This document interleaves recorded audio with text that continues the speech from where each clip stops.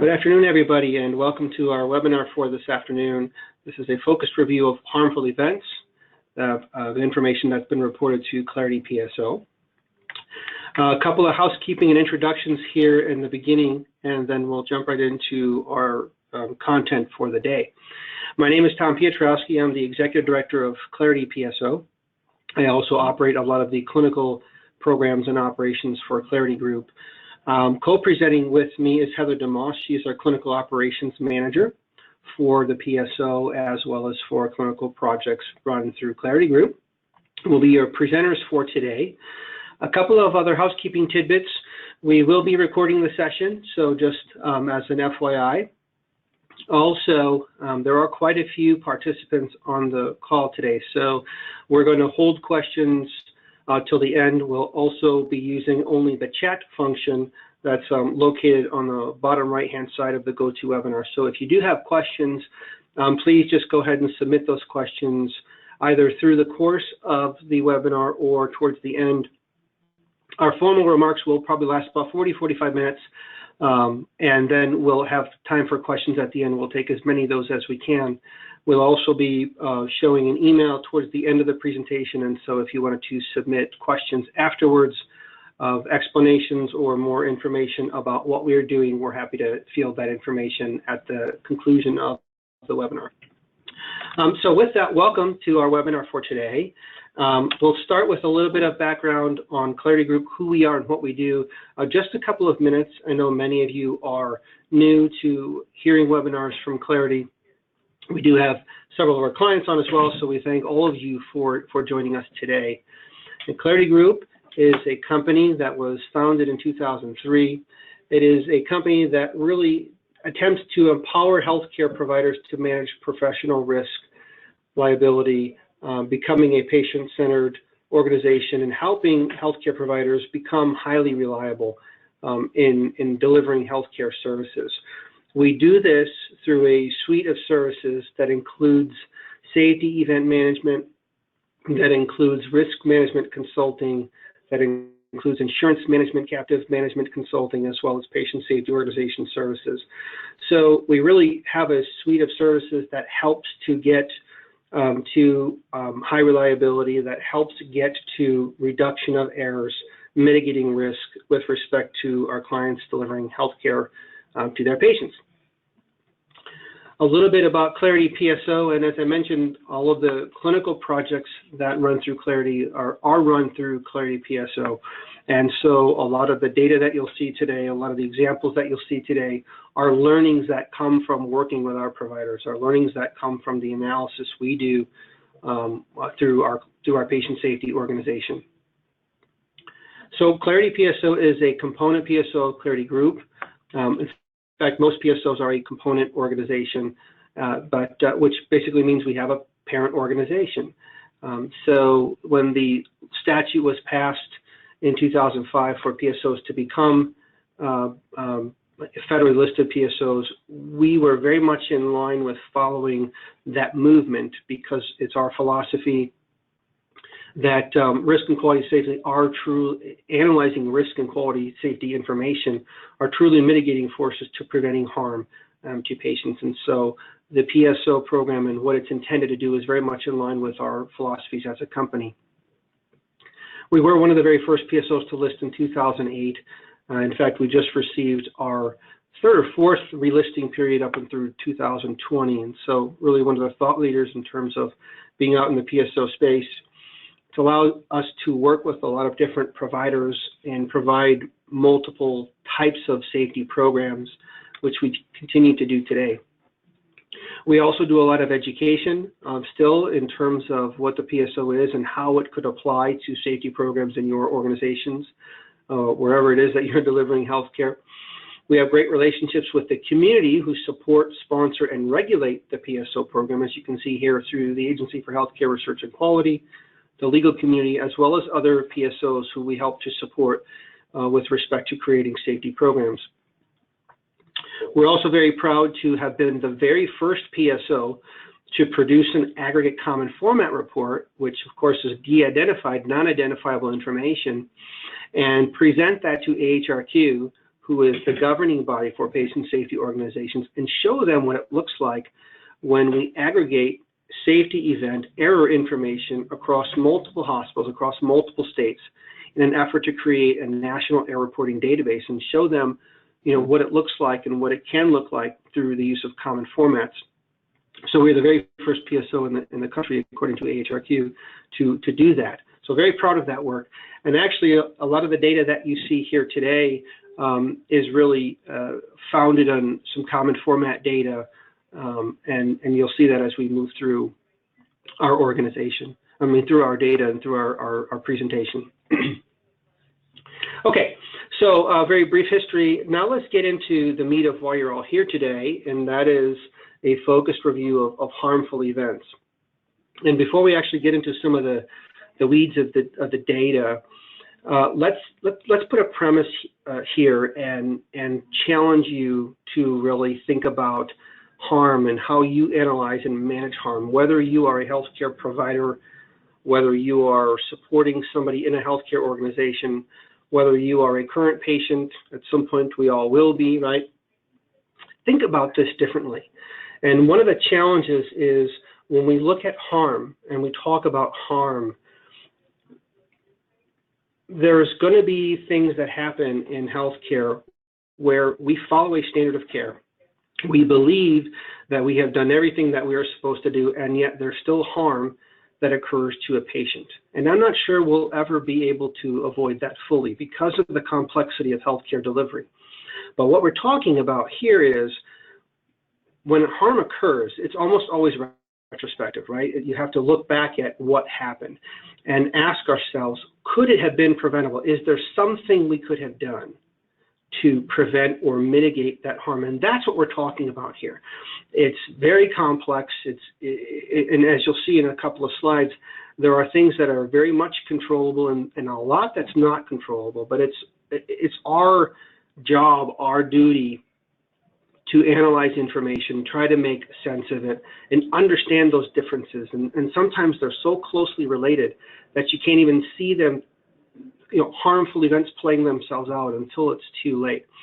So let's challenge ourselves. And for those of you who have done analytics work with respect to safety events and harmful work, whether you're a risk manager or quality person, we often hear from folks, we've tried those things, we've done that analysis.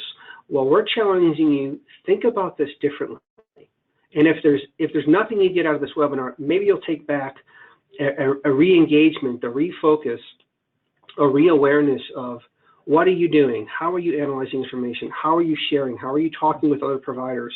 And doing everything that we possibly can do to put, a wedge in between, the start and end of a care process and when the potential for harm is available to us to do to our patients.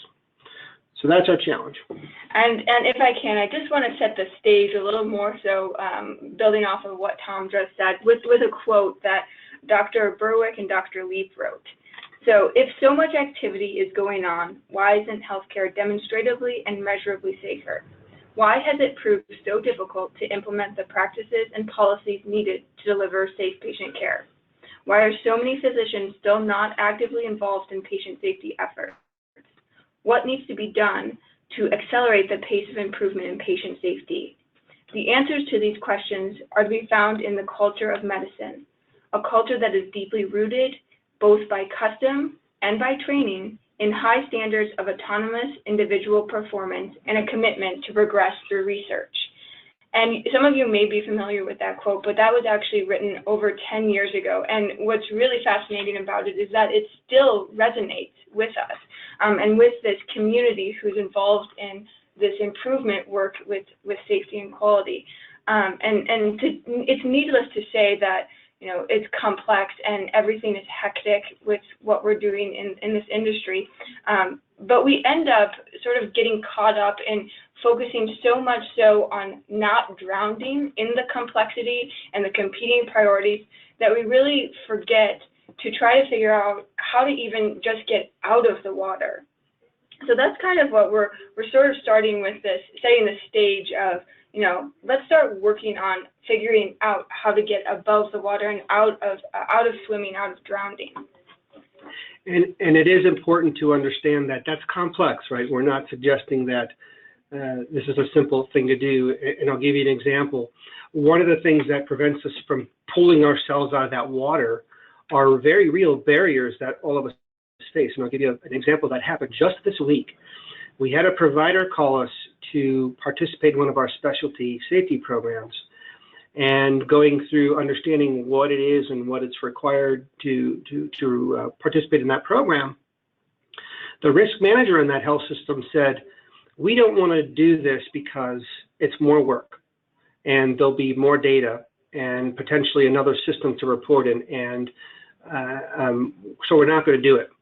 Right? So we have a provider who wants to participate and try to pull himself or herself and their team to a new place, pull themselves out of that water, and yet they have to face a real barrier that in their institution, they're not going to be allowed to do it. So all of these different competing factors, complexities, the stress, it really is a challenge for us. So we're not diminishing that, but it's a challenge that we're all passionate about fighting, right? That's why we're in this business. And that's our primary purpose. When we look at healthcare, it's a business. Our business is first to heal and do no harm, right? That's the oath we all take. Heather and I are both clinicians, and so we've taken that oath way back in the day, at least for me, way back in the day. And it's first to heal and do no harm. But there's also this competing balance of healthcare is a business. And we have to understand the resources and the financial stability and the responsibility we have to do that well.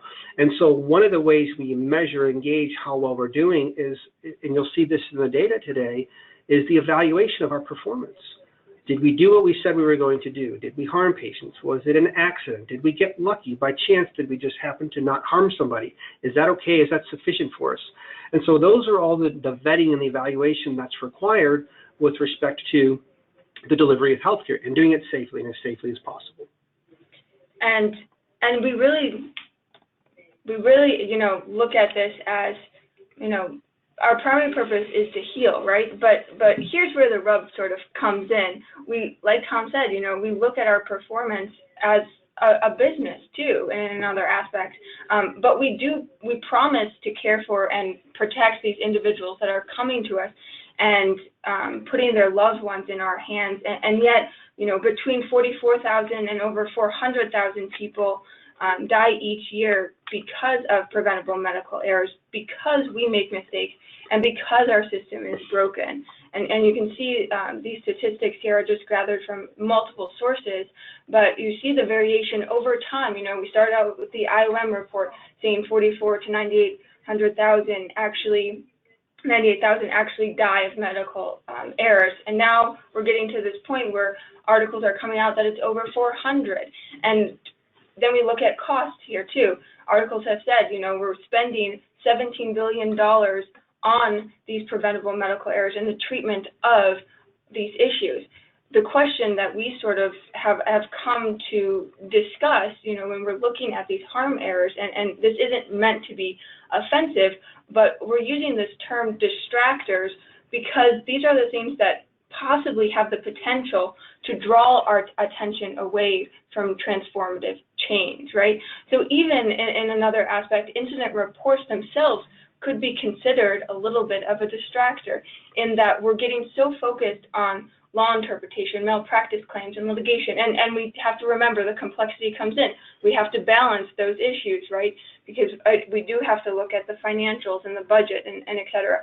But if we focus so heavily on these concepts, these numbers, does it pull us away from actually focusing on the real things that we need to do in order to transform and get back to our purpose of healing? So going beyond those distractors, and again, that's not intended to say that the data we've collected, the research that's out there isn't important. But when you look at going beyond data, metrics, the environment, in looking at safety culture, looking at how we communicate, looking at teamwork, looking at human factors, these are the things that make the difference with the overall approach to healthcare. We can't remove the human factors from delivering healthcare, and that's what makes it so complex. Every single patient is different, every single provider is different, and sadly, to some degree, all the hospitals are different, right? We do certain things in different ways. And so it's going beyond that and really looking at, you know, the journey to a safe culture. And it's funny, when we go into hospitals, I'll often ask the question, you know, do you have a safe culture here? And we know what this means, right? We know what safety culture is. We know what just culture is. And James Reason and David Marks and Cindy Decker and multiple other, you know, human factors experts and engineers, we understand what those things are, high reliability, all those terms. But we ask folks, do you have a safe culture? And people say yes. And I believe that's true to a large extent. And I say, great, you have a safe culture. Show it to me. I want to see it. I want to feel it. And there's a bit of a pregnancy pause, if you will, because it's hard. It's hard to talk about the culture. It's hard to talk about really seeing it through and through it in every department, from the top down to the bottom up. And to a large degree, it doesn't exist all the time, right? Again, because of the complexity of that human factors piece. So, but that's our challenge, going beyond that, making sense of our environment, taking all the resources, all the people, all the experience, and then all the data, and trying to make sense of it. And again, it's going to be challenging. This is not you know, intended to be a simple exercise. And what you'll see in our data is we're not providing you a solution. We're not providing you, you know, the recommendations that are going to be the quote unquote magic cocktail to, you know, no patient's ever going to be harmed in your facility again. That's not the point of today. The point is really to be in your face a little bit and challenge you with what we're doing. And sometimes we don't put the right effort, the right resources in the right places to really pose that challenge. And so we want you to understand that we know it's complex, but it's work worth doing. And really, this effort, this movement, it requires all of us. You know, this isn't necessarily just us as providers speaking to providers or to leadership. This is us and you all coming together with vendors and different pieces of the healthcare industry, different roles, all coming together to focus on this movement, because this is really supposed to invade all of our lives in a way and push us forward, because transforming the industry requires us as a team to move it forward. So do we have your attention?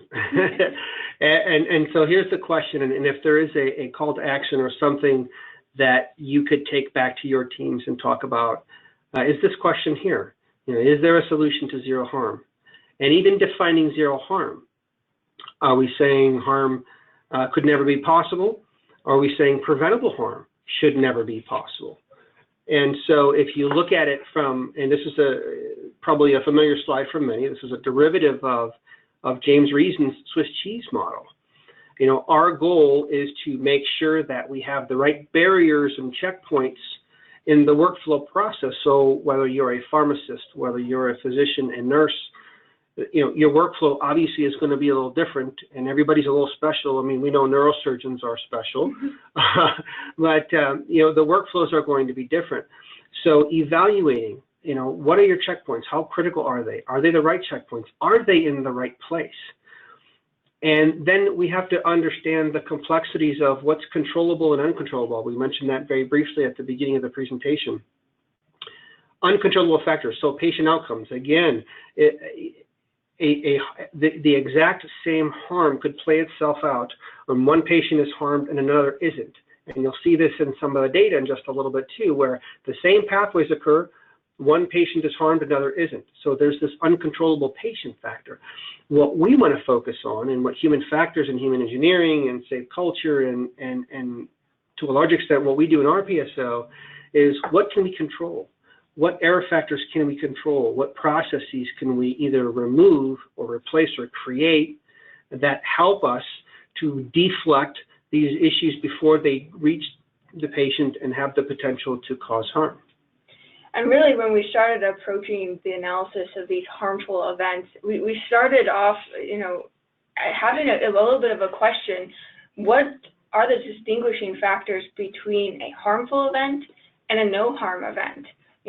Like Tom said, when it gets through to the end of the workflow, reaches the patient, what are the factors that are going to tell us the difference, that are going to end up in an actual harmful event for that patient, a harmful outcome, or a no harm outcome? And in a way, are we relying on luck sometimes a little heavily, to some degree, right? So really looking at what are those distinguishing factors within those controllable sort of categories. What can we change, replace, and maybe even eventually, cause it from even getting to that point of where we have to even stop it from actually reaching the patient at all. So high reliability, a new term for everybody. I know we haven't heard of this yet, but in healthcare, where is high reliability? And a lot of argument is posed to us in the healthcare industry that healthcare isn't highly reliable. We are inconsistent, and we'll show you some of the ways where we think that that's true. And as we just mentioned, where you have the same pathways that result in very different outcomes. So that's our challenge. Okay. We'll switch gears a little bit. We're actually going to get into some of the data and show you some of the learnings we had from looking at harmful events. And we started with a pretty large piece of data, 82,000 safety events that were reviewed. Everything has been de-identified and non-identified, but we will show you what the data looks like. It is over the last several years and across multiple settings of care. So we have a mix of inpatient and outpatient information, and we'll talk a little bit about whether there's different challenges there with respect to even identifying harm, for example, in ambulatory settings. One of the very first things we realized was the documentation of harm. The documentation of harm is not only also challenging, but done very differently. And so this is one example. This is the AHRQ Common Format Harm Scale. And this was updated, I believe, back in 2012, 2013. It was simplified to be just a few categories here. And this is what's largely used in PSO reporting. But you'll notice in the middle here, particularly in the middle here, when we're talking about mild and moderate harm, we do rely on experience. We do rely on some level of subjectivity from the provider's standpoint in terms of classifying harm scale. That's one of the challenges with documenting harm in the first place, is the evaluation of how severe was the harm. Right? So this is one example. Here's another example.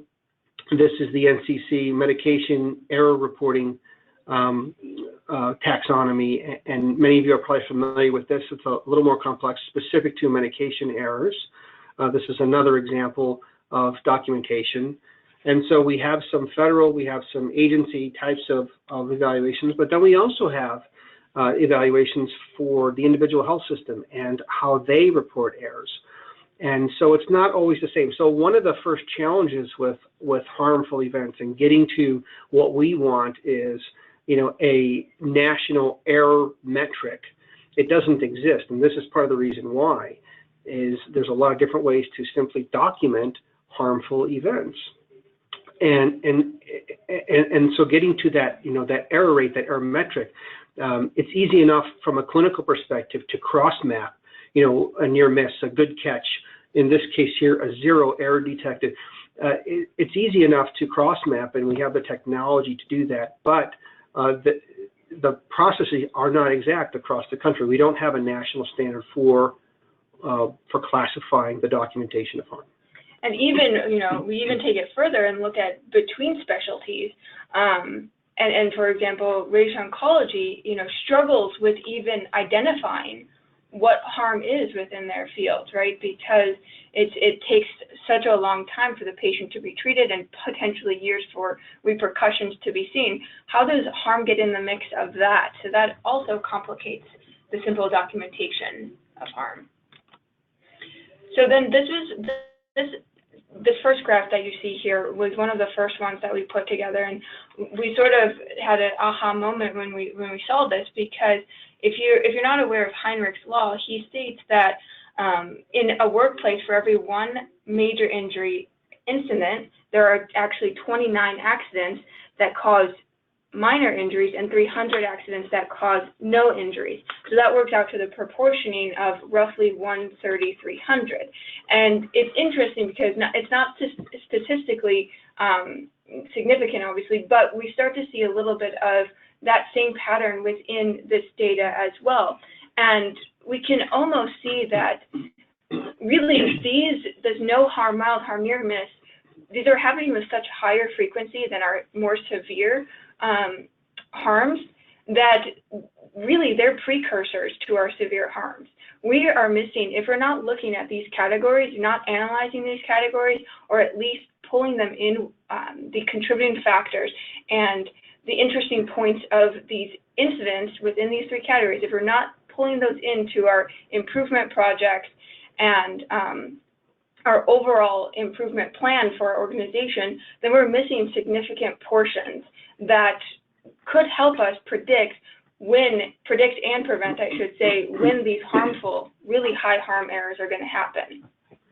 And so we can't look at just the really bad cases in silo. They have to be looked at across that spectrum of harm and potential harm. You have to do it all together, because you'll learn where processes are working, where processes are absent, as we've mentioned before. So you have to look at all ends of that spectrum of potential harm. And it's really highlighting where our workflows are broken and our system is broken. And if we can't find those broken pieces, we can't truly institute that to be preventative either.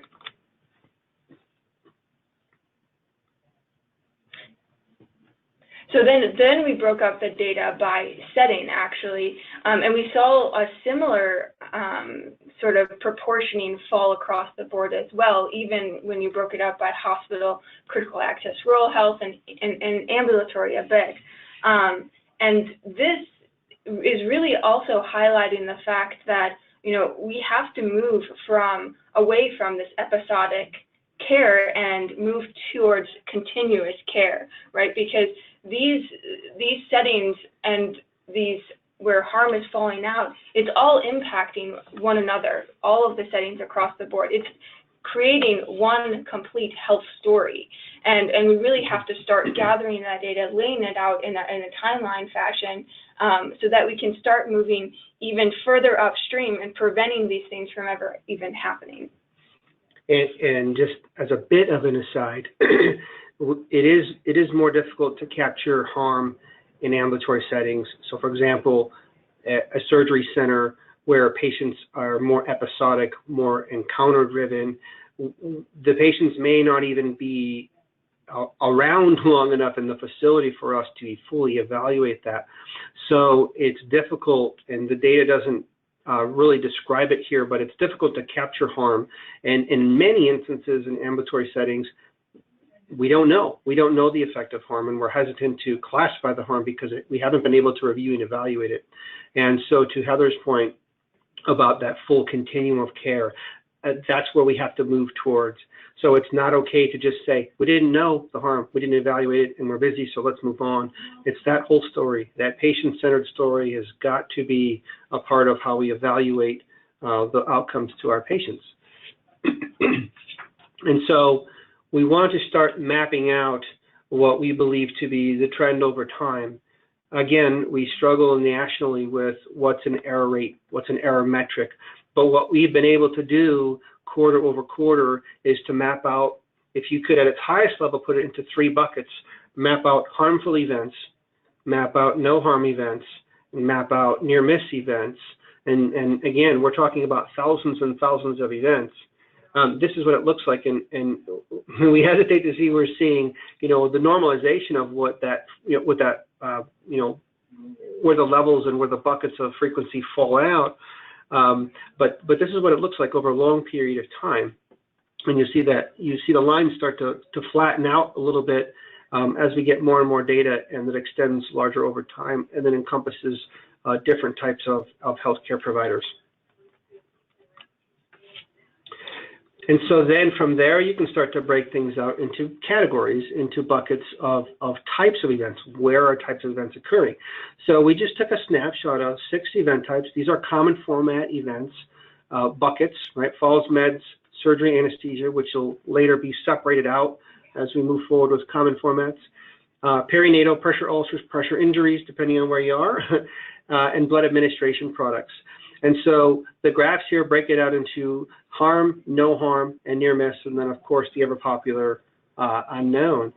But what we want to strive to is reducing the harmful events and increasing the no harm and near miss events. This would indicate to us that we are doing a really good job at evaluating this information and putting those processes in place to avoid, detect, and then prevent harmful events, preventable harmful events. So let's then dig a little bit deeper into some examples. And you'll recall earlier in the presentation, we talked about how close things are related. And so this is an example of the medication events. And so we break these out into those 3 buckets of harm, no harm, and near misses.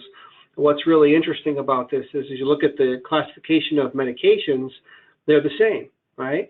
Which would indicate that, okay, we have a volume issue, right? Antibiotics, anticoagulants, narcotics, those are highly prescribed and administered in healthcare settings.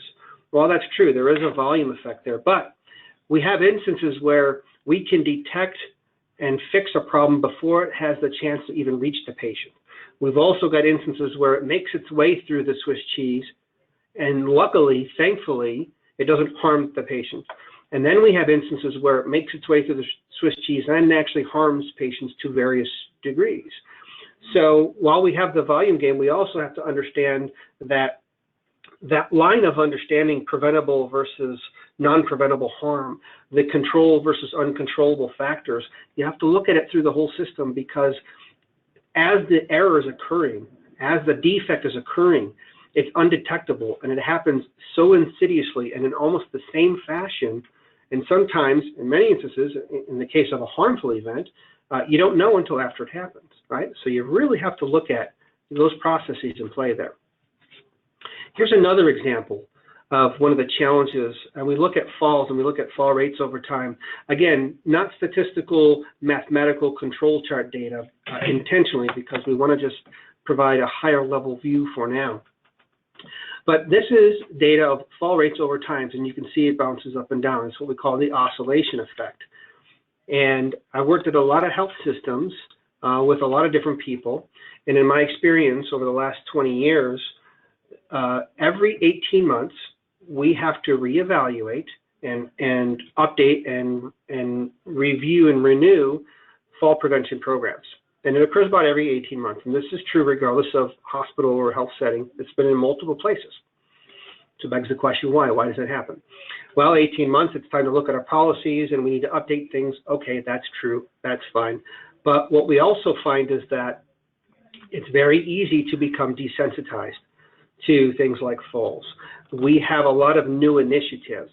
So we're human. We can't truly multifunction or multitask. And so if we're focusing on falls and then 3 new initiatives come up, we have to take our eyes off of one thing and focus on something else, right? And so it's going to detract us or distract us from staying steadfast and being vigilant and continually aware of something. And so we get better, and then our performance worsens. We get better and it worsens, right?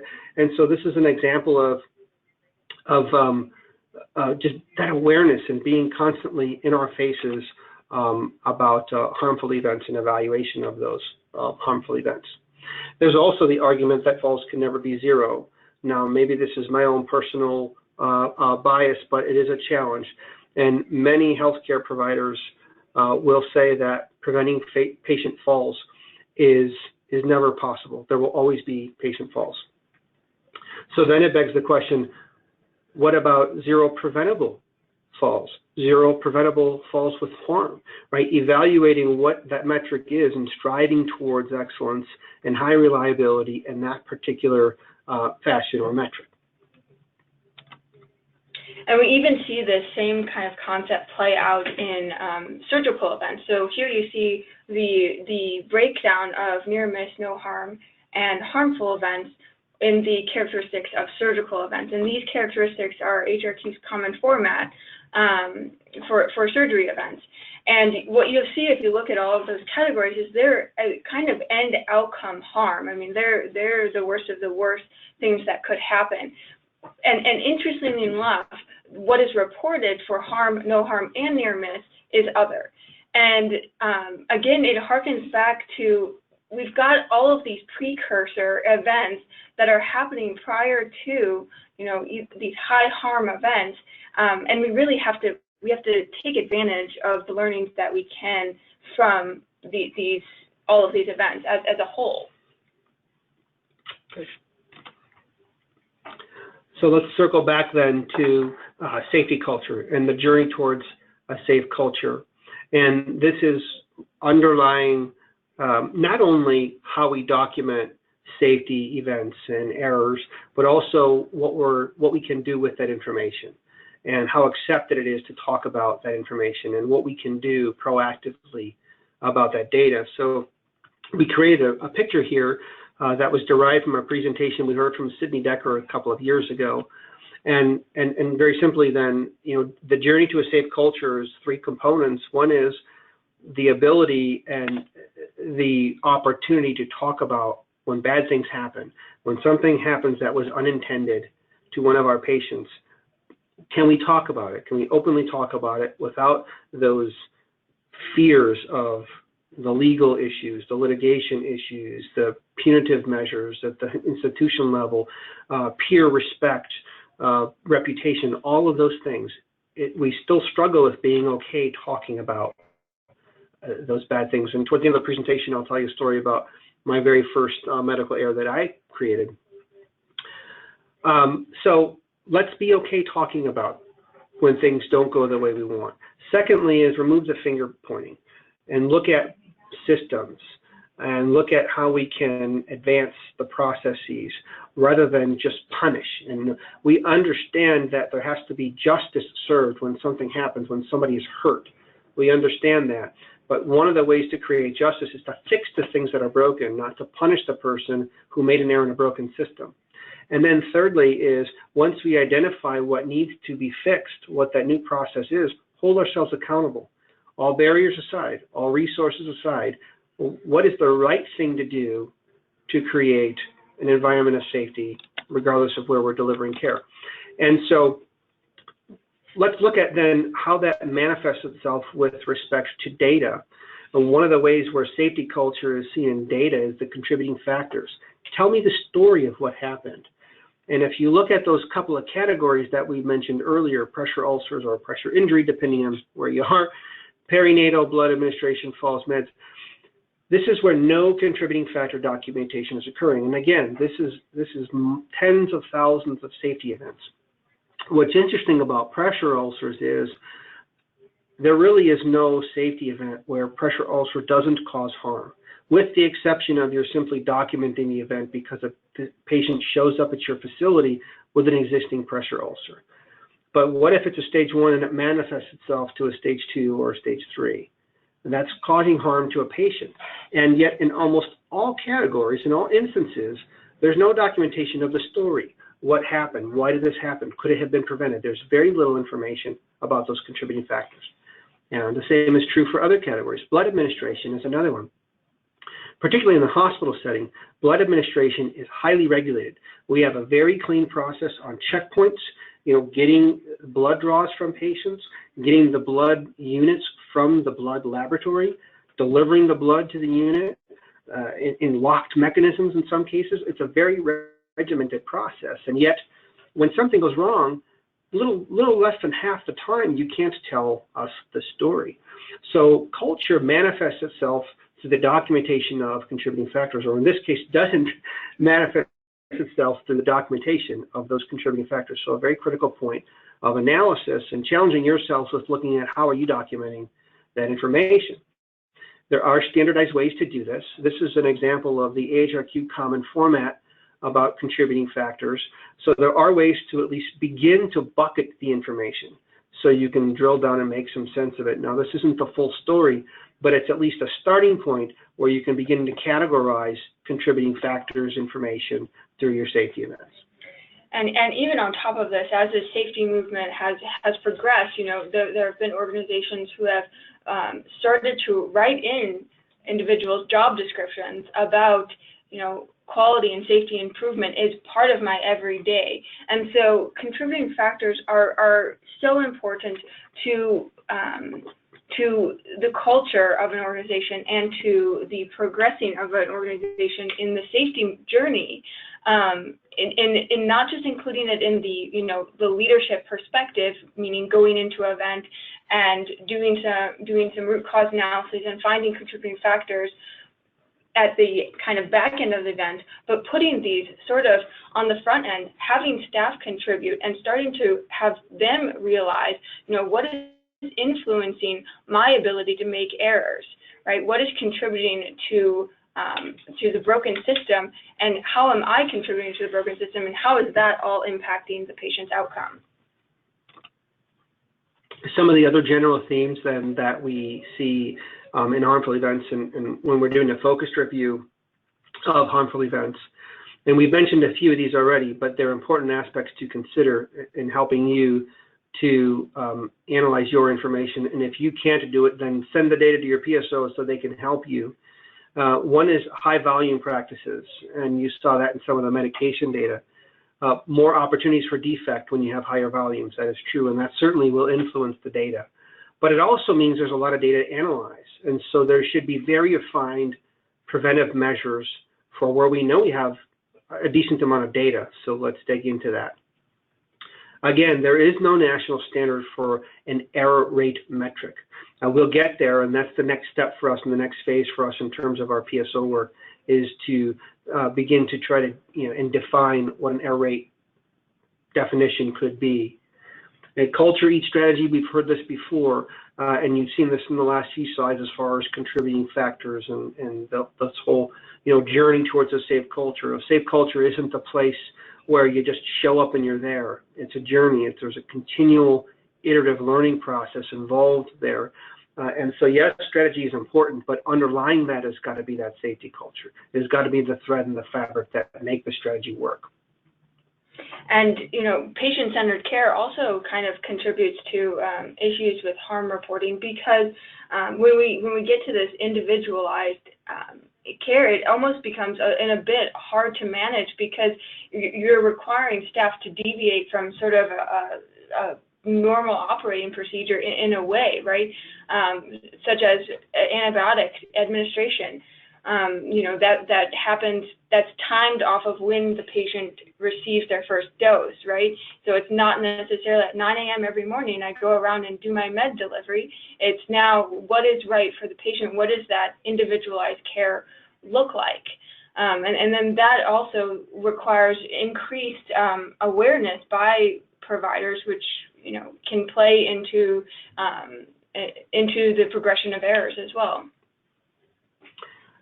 Also, and we've talked about these last few bullets in a little bit of detail, underlying factors associated with harm and understanding the differences between preventable harm, looking at your processes and evaluating if you have a process, a good process, and a process in the right place along your workflow, along your work pathway.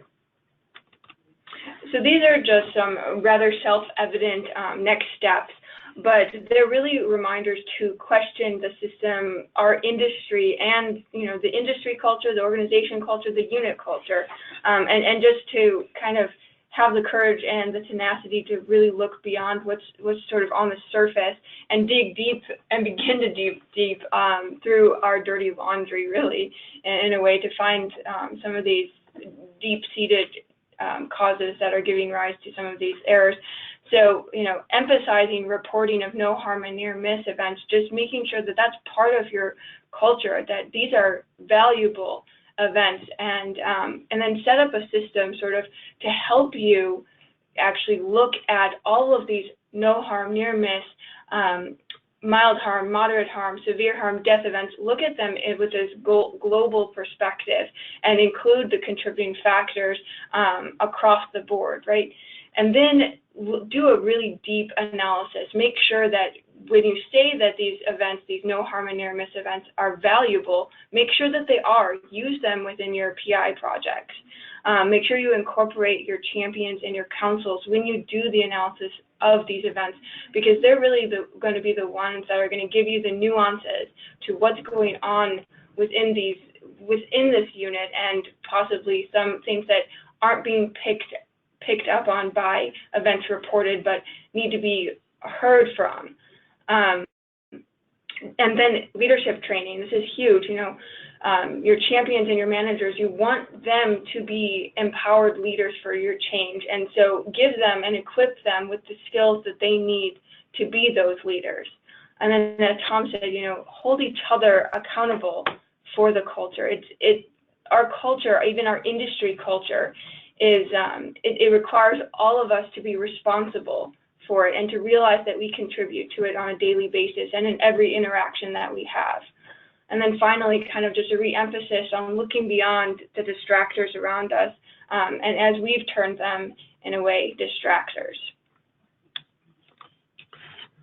So next steps for us in terms of the work we'll actually do with our providers and through our PSO is really to look at more of the costs associated with harm in a little more specific way than perhaps we've seen before, from a medication perspective, from a fall perspective, from a surgery anesthesia perspective, from a perinatal perspective, and go towards this notion of a harm rate and bringing in patient demographic information and defining what it is that we want to use as that harm metric. So this is really where we're headed.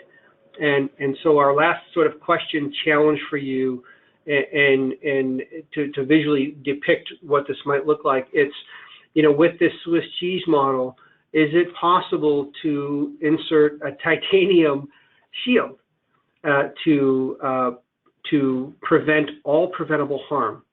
And in doing so, you know, we really remove that pathway. Is this possible? And if it is, how do we do it? How do we do this so that preventable harm is at as close to zero as possible? Okay, and that will round us out. I appreciate everybody staying with us till the very, very end, and we want to thank you. Here's our contact information. We are a little thin on time, but we'll just pause 1 or 2 minutes here for any questions that come through. We'll evaluate the chat function. But this is email information here if you do want more information on things we're doing, additional information.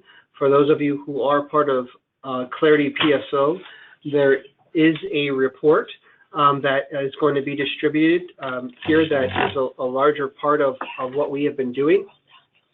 And so at this point, we are going to just take a peek at that chat function there. So I'm trying to talk and read here. Okay, 1 second.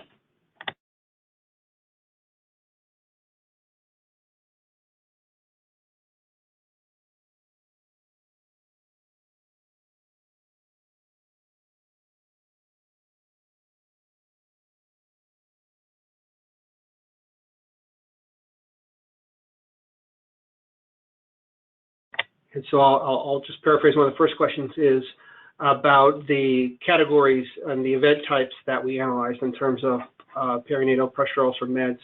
And those are from the common formats. For the PSO work, we do go into greater detail with each of those categories. Today, what we wanted to do was really just have a bit of a beginning of where we're headed. Part 2 of this is going to be getting into more analysis, as I mentioned, with rates and costs. So today's webinar was just to give you a little bit of a focus and a refocus on harmful events and what we could do, and some of the challenges that still exist with respect to not just documenting the information, but then what do we do with it once we have the information.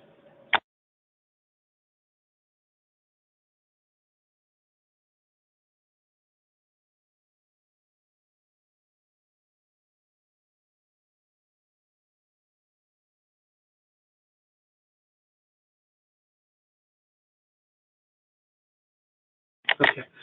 So we're hearing that there are a lot of questions that have come through. So what we will do is we will collect those questions and we will get information back to you specific to today's webinar and then ongoing work with respect to our harm project here. So so we'll conclude as of now. Thank you all, and thank you all in particular for staying on till the very end with us and getting us through our presentation today.